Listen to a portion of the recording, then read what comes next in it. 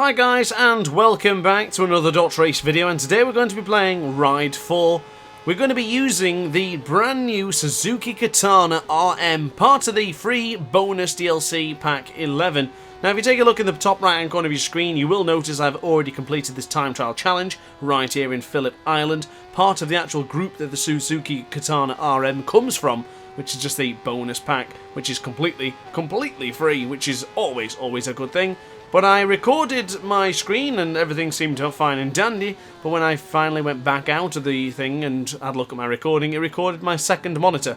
A little bit of a glitch from the old Nvidia Shadow Play there, so don't know what happened, but nevertheless it's all fixed now. That is why you can see a current lap time in the top right corner of the screen. But nonetheless, utilising Phillip Island, big shout out to Chaz Webber and Mad Max, because when we first started the channel I started doing more Ride 4 content. We originally used the old Suzuki Katana, the other race modification version, right here at this very same track doing a time trial challenge, and that sort of was the birth of the DrAce time trial challenges, which I'll probably continue on at some point. Of course, still got to do the MotoGP ones as well, but a little bit busy with content at the minute, as things have got rather on top of me recently. It's getting rather busy, let me be honest with you. Doing 50 videos a month now, and a lot of videos a week, let me tell you. It's a lot more than one a day, but of course, keeping the aces stocked with content is my first priority, and that is the Phillip Island track, absolutely nailed with the Suzuki Katana RM.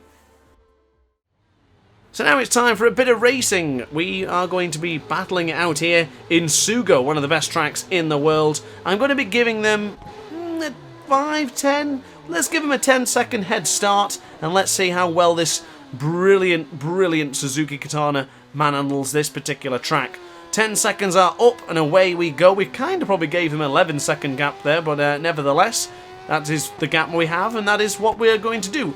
We have made our bed, and we will definitely lie in it. So now onto the right-hand side for the second corner for turn 2, and the left-hand side now for the turn 3, the third corner, which is aptly known. I'm guessing they weren't up too late giving the name for that particular corner. Now onto the left-hand side for the hairpin curve.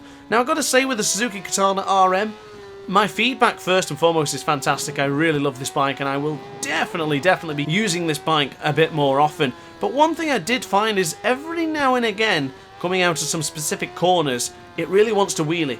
Now, I didn't find this with every other corner, and I didn't really find which particular gear it was meant to be in, but it always usually just gives me a little bit of wheelie. Now, I am running anti-wheelie on 0, which obviously makes sense with why the bike would wheelie, but it's only in a select few corners. It was pretty good within Sugo, but when I originally did the recording, I did it in Nürburgring, and it wanted to continuously kick up the front. So, not sure why, but let me know if you have the same issue. Might be me just being a bit too aggressive. It's been a while since I've really chucked a motorcycle around the tracks of Ride 4. Although I did do the weekly challenges, which are completely plagued by hackers and would-be cheaters. But anyway, that's for another debate at some point. We have taken 2 seconds of a gap away from Shinji Kanazawa, who is leading this Grand Prix. Rina, oh no, is only 5 seconds up the road, so we have taken practically half of that lead already to Arena. Oh no, because she'll be saying, oh no, in a minute as we close her down. That is an awful pun, but nevertheless, do you remember when we used to have Hiroki Ono in MotoGP? Yeah, it's the same story. I used to go, oh no! We're going into the hairpin curve, nicely done. Left-hand side for the S-shaped curve, flick it to the right-hand side, beautifully done. On the right-hand side, it's looking a little bit warm, but it's quite okay. Now onto the right-hand side for the high point corner for turn 6. Run a little bit wide there so you can then line it up for the rainbow corner. Nice and tight apex, and then fire. There's a little bit of a wheelie for you. And that one was my fault because I did a little bit too much acceleration. But if the other corners, even when I did a little bit of acceleration, it still wanted to go, hey, and give it a little bit of a wheelie. Onto the right-hand side now for the horseback corner. Turn 8. Getting onto the rumble strip. I probably wouldn't advise going on the rumble strip like I did there. It can be a little bit treacherous sometimes. The rumble strips in Ride 4 as a rule are pretty good.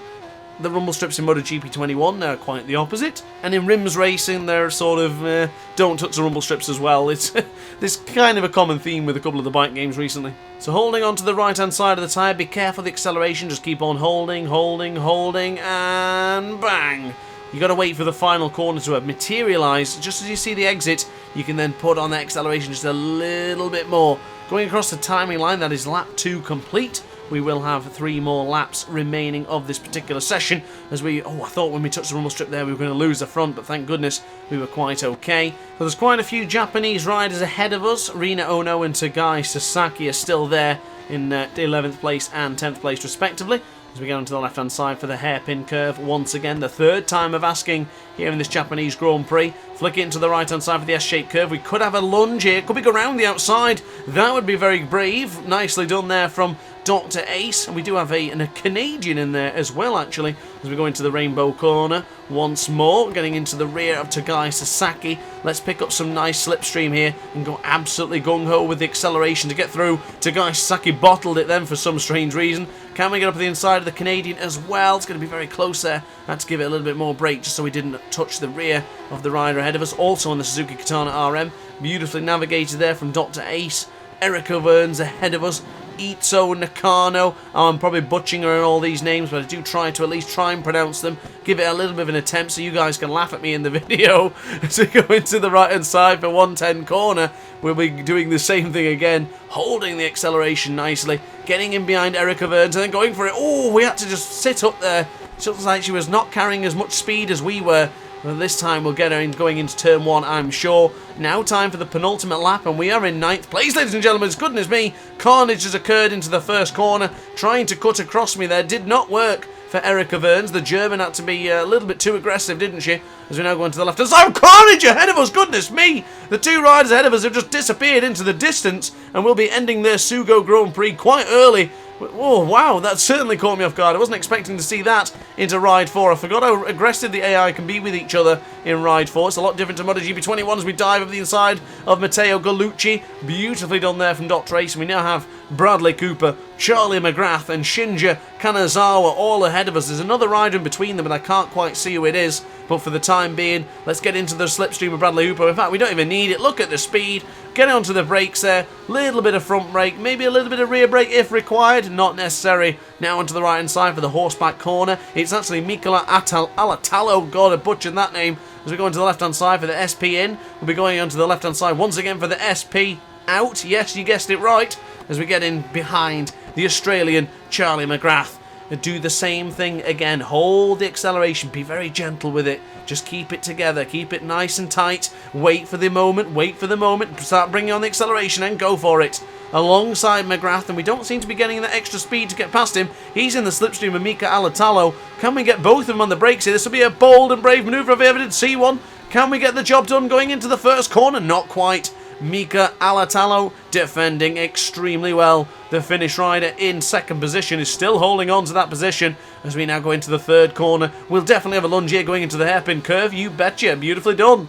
The AI tend to struggle in that particular corner, so we took advantage. An advantage we definitely took. As we now go into the right-hand side for the S-shaped curve. Turn 5 at 7 PM here. 21 degrees temperature right now in Sugo. As we get on the right-hand side. 30% degradation on the rear, 40% on the front. As goodness me, Shinja Kanazawa almost got bumped from me there because I really wanted to go for that lunge, but it wasn't necessary. Going past him now, the RM of course has no lights, so this is getting darker and darker here in the Sugo Grand Prix, but it's quite alright because we're still in the lead into the horseback corner. We set a 1:23.952 earlier on. Don't think we're going to improve on that lap time, but it's not really the concern right now as we have just come back from a 10-second deficit to now leading quite comfortably into the SP out for turn 10. Only one more large corner to navigate, and that is going to be curtains. And not like a normal curtain, it's going to be a whole valance. It's going to be the whole shebang. Beautifully done and beautifully controlled from DrAce, as always in Ride 4. God, I must say I love this game.